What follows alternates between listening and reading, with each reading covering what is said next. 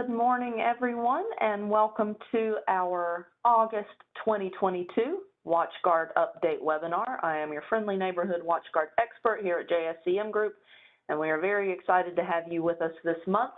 My name is Madison Slater, and I will be your tour guide for our webinar. So sit back, hopefully enjoy a cup of coffee, and we'll share some new updates with you from the wide world of WatchGuard. Just a couple of housekeeping pieces. Everyone's lines are on mute. This is just to make our viewing experience a little bit more friendly. We will be recording this webinar and it will be available for playback on our website. Even though your lines are on mute, we still want you to participate. So there is a chat window that is available to you through the WebEx screen. Please provide any questions that you have, and I will be happy to answer those at the end of the webinar. And yeah, all right, let's talk about what we've got coming up this week.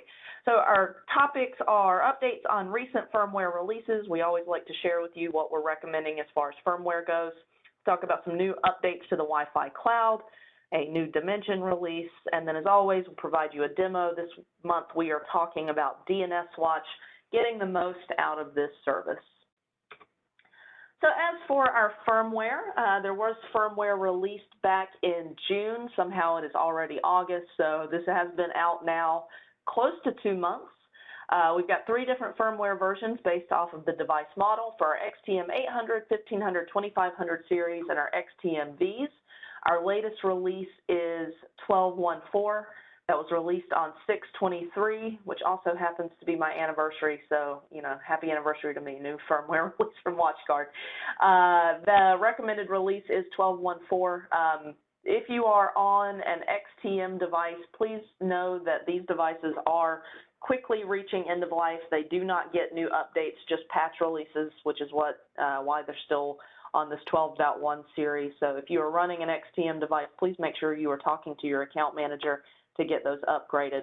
Our Firebox T10, T15, T30, T35, T50, M200, M300, these are now available to have a current release of 12.5.10. We are recommending that. We've been testing it, so if you are running one of those models, we do recommend that you upgrade to those. And then our T20s, T40s, I won't read this whole list to you, M270s, M500s, M4600s, these are running or available to have a latest release of 12.8.1. We are also recommending that release. We've tested that out. Typically, we wait until an update 1, but since this was not a major release, we had already tested 12.8, so we felt pretty good about 12.8.1. If you are a client of ours that is under firewall management, be on the lookout. We'll be sending out an update in the next week or so that we will be starting to patch your devices. If you're not under our management and you manage your own firewall, we do recommend that you go ahead and get those upgraded. So we do recommend those latest releases that are available to you on the WatchGuard website. All right, Wi-Fi cloud update. So not a huge update. This won't impact absolutely everybody, but it is something important to know if you are running the Wi-Fi cloud. So this is specifically if you are running the Wi-Fi 5 access points under cloud management. This is the older version of WatchGuard Cloud Wi-Fi management, but still one that a lot of people are utilizing. Please be aware that they are implementing a new firmware release, 11.02, which is targeted for August 26th.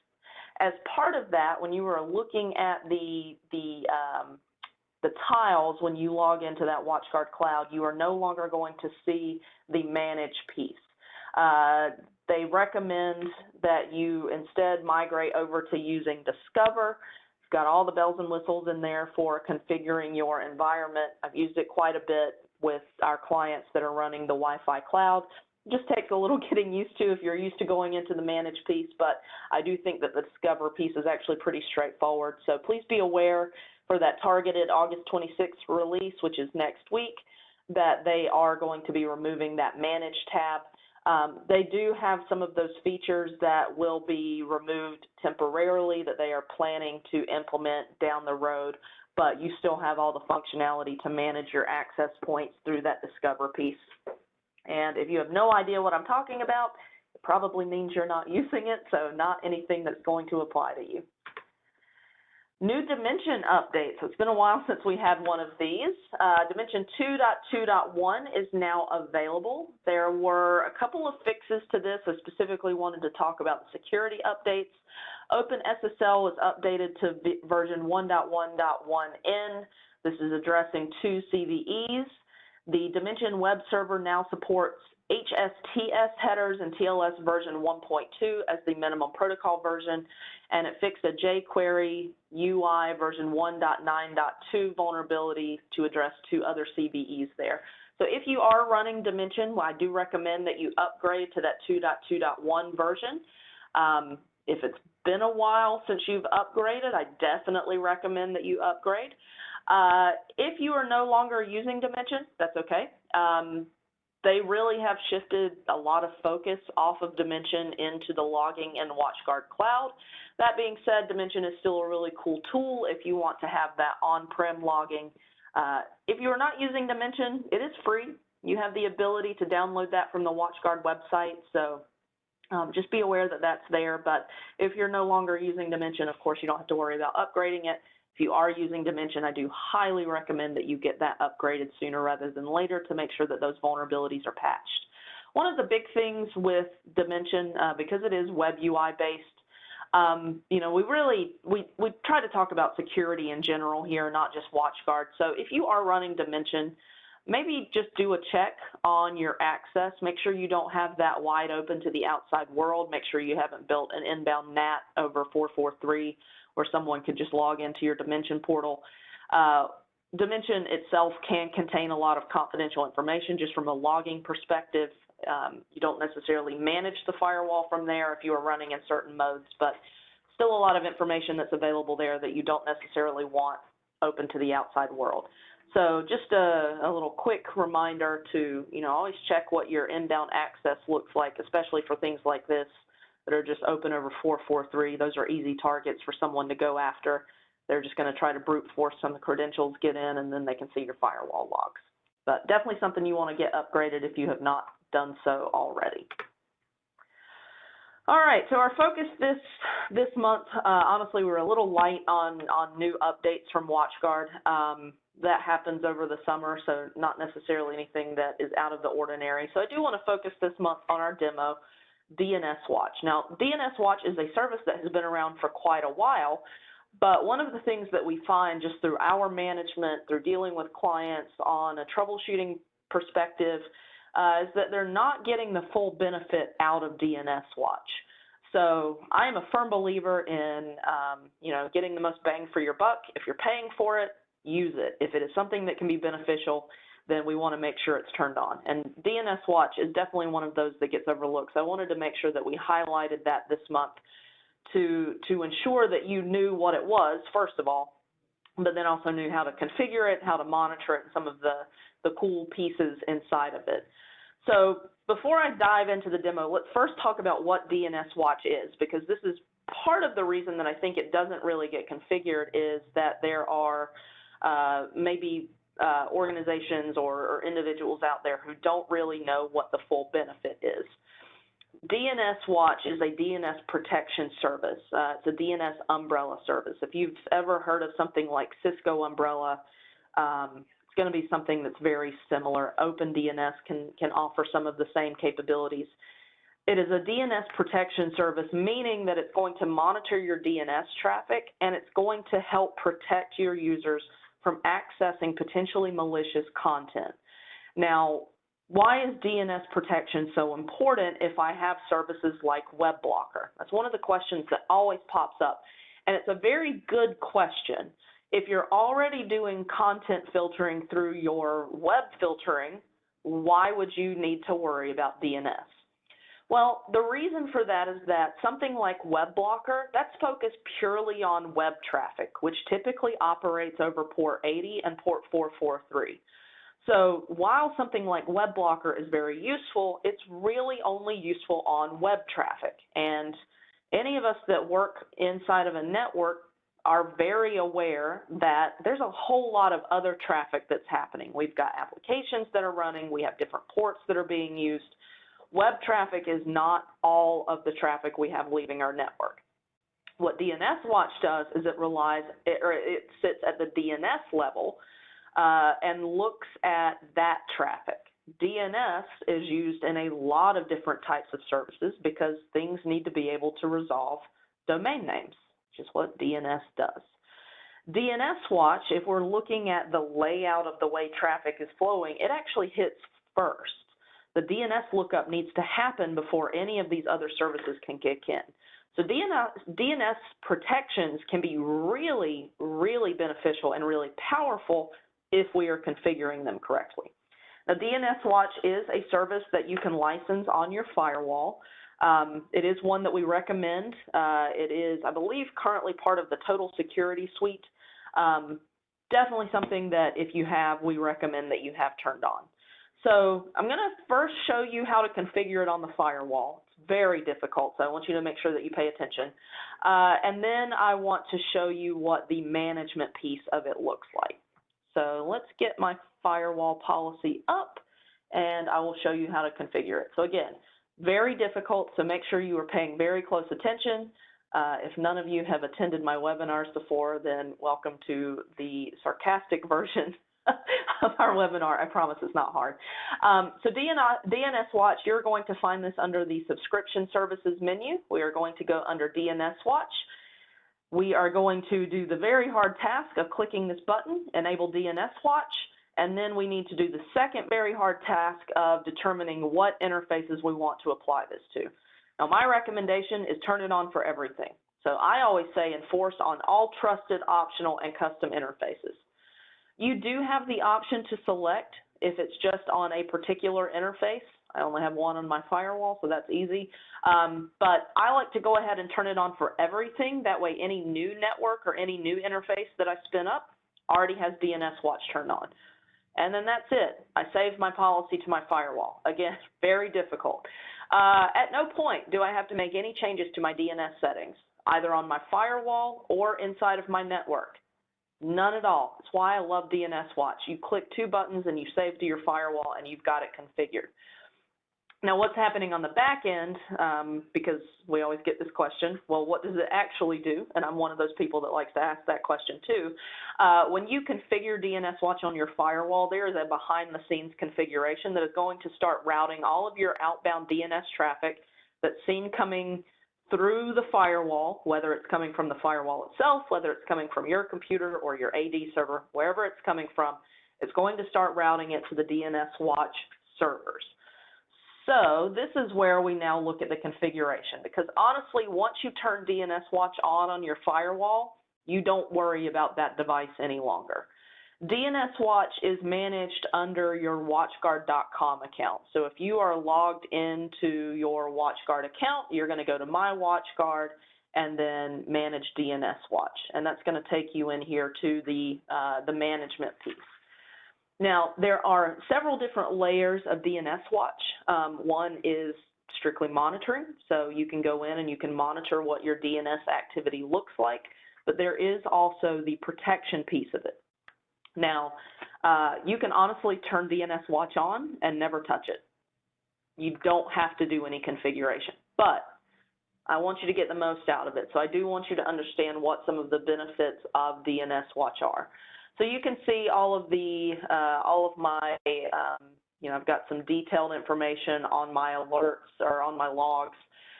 What DNSWatch is actually doing is monitoring our DNS traffic, looking at the websites that we are resolving, and determining if they are malicious. And the way that it's doing this is comparing the websites to a ton of different DNS feeds.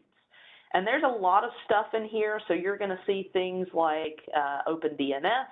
There's even some stuff coming from Reddit and Twitter. WatchGuard has their own sources, so it's a combination of a lot of different feeds that we're looking at. Basically what happens is if DNSWatch sees us resolving a website that is identified on one of these feeds, it's going to prevent us from getting there. DNSWatch is really focused on preventing phishing, preventing your users from getting phished and going to websites that are malicious. So it's why they're looking at a bunch of different resources. Now, this is also a benefit of using a DNS service over something like WebBlocker. I'm not saying WebBlocker is not important. The difference, though, is that WebBlocker is slower to identify if a site is malicious. So with WebBlocker, I can go in and I can configure my different categories. Great. And there's extended protection stuff in here, suspicious content, stuff like that. Those categories are slow to update. They just are. And that's not a fault of the back-end service. That's just how content filtering works. There have to be certain submissions and things like that will happen in order to change the URL category. So a new website that an attacker spins up probably doesn't have a category because it's brand new, and by default, we typically allow uncategorized websites through a web blocker. However, those can quickly end up on these DNSWatch lists. So by implementing DNSWatch, we get a lot faster response time from a security perspective in looking at those malicious sites. So these feeds, this is all turned on automatically. That's why you can turn it on the firewall. You never have to log into this portal if you don't want to.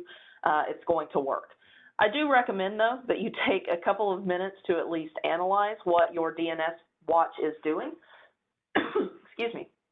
So one of the things that you can do in here is you can actually set up content filtering inside of DNSWatch. So it's going to look very similar to your web blocker, but you can go into your policies and you can select different categories that you want to block. One of the benefits of using DNSWatch is you can also enforce safe search. What that does is forces your users over to the safe search function of these different search engines. So Google is a big one that we all use. If you go into Google and you do not have safe search on and you do an image search for the word nude, you're going to pull back adult content. Now, at that point, I have never left google.com, so my content filtering for adult material is not going to kick in. What safe search does, though, in these search engines is it is a function of the search engine itself that filters out explicit content. And this simply just forces that redirection for the user. They actually don't know anything different, but when they go to Google and they do an image search, we are now doing it under the safe search function. Now, that safe search piece is managed by the different search engines. It's ultimately at their discretion what they consider explicit material, but this is just a way for us to ensure that that's turned on. I highly recommend this. I trust my users, but let's be honest, I think we've all done a Google image search and accidentally saw something that we did not mean to. We didn't realize that that would have popped back something that was explicit. So I always like turning this stuff on just as a way to help protect my users. But if you are someone that works in a school, if you're working with children, minors, great thing to have turned on so that they can't accidentally stumble across stuff that they shouldn't. Enforcing it at the DNS level works a lot better than if you're trying to enforce it at the HTTP or HTTPS level. Those can be a lot easier to bypass. But again, you can implement your content filtering here inside of your DNSWatch so you get that protection. You do have the ability to format the block page. And let's see if my test will work. Here we go. Excuse me. So what this is going to do, this is what our DNSWatch block would look like. So let's say that I got an email, I clicked on a link, that link was identified in one of these DNSWatch lists. This is what's going to happen for me as the user. So first, and most importantly, it's going to stop me from accessing that content. But what it also does is it implements some phishing training. And let's all be honest, the more phishing training we can implement, the better, right? It's a constant issue that we all have to worry about. Now, there is nothing saying that my user has to watch this, but I can set up alerts inside of DNSWatch so that I, as the administrator, know that someone accessed a malicious site, so then if I need to follow up, I can. There is a whole lot of reporting inside of this. I can get weekly reports. I can do search histories. I can get my alerts set up if there's something in here. So you can see I do a lot of testing on this. But lots of very cool stuff inside of it. It is not included in the base license, but something that I think is very important for you to be aware of. There is an additional piece called DNSWatch Go. And for any of us that are dealing with any kind of remote workforce, this is a great piece that you can add on. What it is a quick little application that you install on a workstation that extends your DNSWatch control outside of your network. So if you have a user that is traveling, if they work from home in a hybrid situation permanently, whatever that is, you can extend that DNSWatch, so you can extend that DNS protection and also extend that content filtering, which is something that we struggled with for a long time, especially when COVID hit and we started having more and more people working from home. Well, in the office, I can protect them from accessing malicious websites. How do I do that when they're at home? Simple. I install DNSWatch Go on their machines, and it offers all of the same protection as the DNSWatch feature on the firewall does. So a very cool way to extend out that protection, and it's just a little application that you install on that endpoint so that it can route their DNS traffic here back to your DNSWatch service. If you are not currently using DNSWatch, turn it on. It's a great service. Honestly, it's one that we recommend. If you want to turn it on in a test perspective, maybe you don't want to roll it out for everyone all at once. You're a little bit more, you're not as much of a cowboy as I am when it comes to turning on security services. You do have the ability to enforce it on certain interfaces. So maybe you want to start with just your guest network or you know, a particular environment inside of your network. You can absolutely do that. I do recommend long-term, though, that you have it turned on for everything. That's how I do it here. Even on our guest network, I'm enforcing some DNS protection. But great service for you to use to get some additional protection there for your users at that DNS level. All right, so let's jump back to our presentation, and as always, we like to share with you some upcoming classes. So we actually have a class next week here in Charlotte, August 22nd through 25th. We do offer our classes both in person and virtual. So if you're looking for something to do next week, I know it's a little bit of a short notice, but we do love having students here in our Charlotte office. It gives us the opportunity to meet you in person. We like to take you to lunch if we can. We do have some other classes coming up in September. We're going to be in Chicago, back here in Charlotte at the beginning of October, Seattle at the end of October, back in Charlotte in November, and then Orlando in December. So about that time that we're all hating the cooler weather, you can travel down to Orlando and join us for one of our classes. We'd love to see all of you in our class. If you have not attended before, it's a great opportunity to do deep dives. You get you know, unlimited access to our trainer for the week, so you can ask all of your questions and get those answers. So speaking of questions, if any of you have any questions about today's webinar, about any of the content we covered, any other WatchGuard related information, please go ahead and send that over. I'll give it a couple of minutes and we'll answer anything that comes in.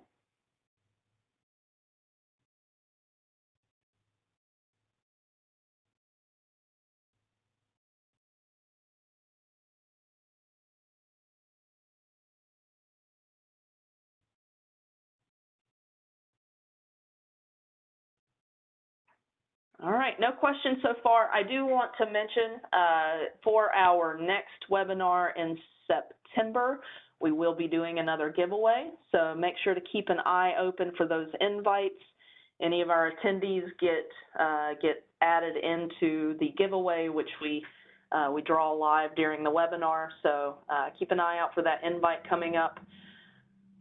All right, doesn't look like we have any questions. If at any point you have a follow-up question, anything that you need assistance with in the when it comes to WatchGuard or anything security related, please feel free to reach out to us. You can reach me directly, slater@jscmgroup.com. visit our website, jscmgroup.com. If you are a current client of ours, then you should have the email for your account manager. If not, please feel free to reach out to me, and I will do my best to assist or point you in the right direction. Thank you all very much for your time this month. If you ever have any suggestions or requests for content for us to cover, demos for us to do, please send me an email. I'll be happy to include those. Otherwise, thank you all for your time, and I will see you next month.